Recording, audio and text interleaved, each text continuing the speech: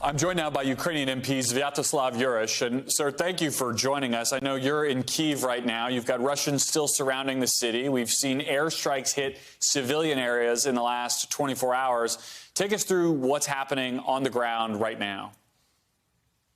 Well, I'm at the moment in Kyiv region, the place where fighting is happening at the moment, because Kyiv itself, we had in the first week pushed out all the Russian incursions from the city.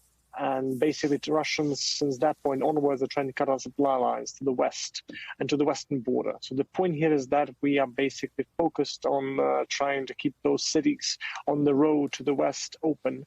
And I've basically now returning from another round of visitations to those most embattled cities, trying to help them in every way imaginable so they can carry on the battle. How is the ground defense doing in Irpin? That's a city, a suburb that Americans have been watching very closely.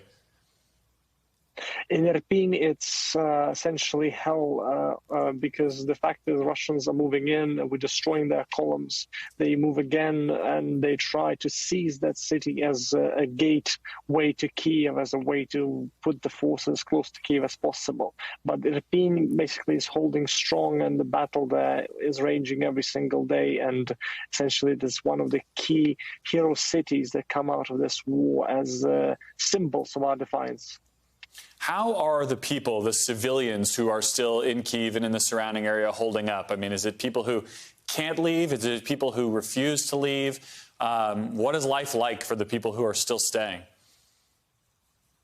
Well, very many people from a town of millions, Kyiv still remains, went to take up their arms, including yours truly, to have the means to be useful when the time comes to defend their city in one way or the other. As far as the population in general, it depends. I mean, there are all kinds of horror stories you hear. I was just today in the city where a Russian shell had hit a home of people who were not killed, but all of them are now in the hospital, paralyzed, some of them, and essentially destroyed livelihood of so many.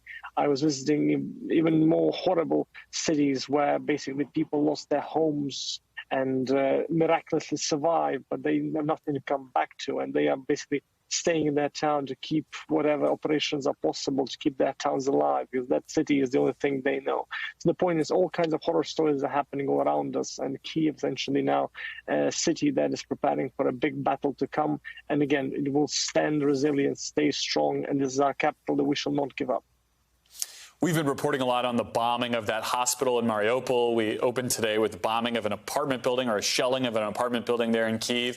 Do you believe that Russia is intentionally targeting these civilian targets to try to just bring the Ukrainians to their knees?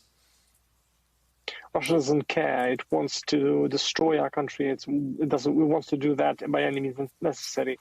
That's why the civilian residential buildings that you've seen in Mariupol were destroyed. That's why there's a hell on earth in Mariupol, and the death toll is now in the thousands.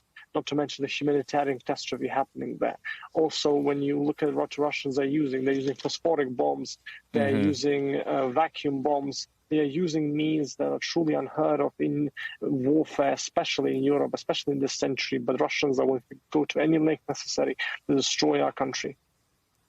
You're the youngest member of parliament in Ukraine, and we've heard from young people. They're angry. They saw a future of Ukraine, a free Ukraine, a Western Ukraine. They see it being taken away. You actually tweeted, "We were born in an independent Ukraine, and we will die in an independent Ukraine." Do you think younger people like yourself have a stronger feeling about the importance of defending Ukrainian independence? I mean, this is the only way you've ever lived, is in a free, independent Ukraine. That's the whole idea of our struggle right now. We have to find that which we can do for our country to have better chances in this David and Goliath battle happening between Russia and us. But again, we knew only this country, and we know its freedom, its problems, its potential, its future, and we cannot give up on it just because Russia wants us to. We cannot submit to the visions that Mr. Putin has about our history and about our future. We shall battle on. I have to ask, are you paying any attention to these peace negotiations that are going on outside the country, or do you believe you're still in for a fight? Peace negotiations have shown basically what Russia is once again.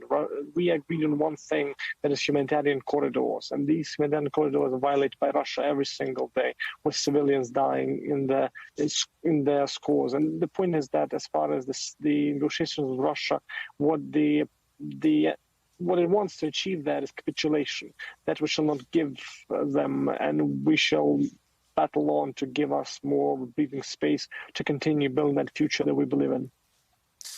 Sviatoslav Jurash, thank you for joining us. I appreciate you making this work. Please stay safe.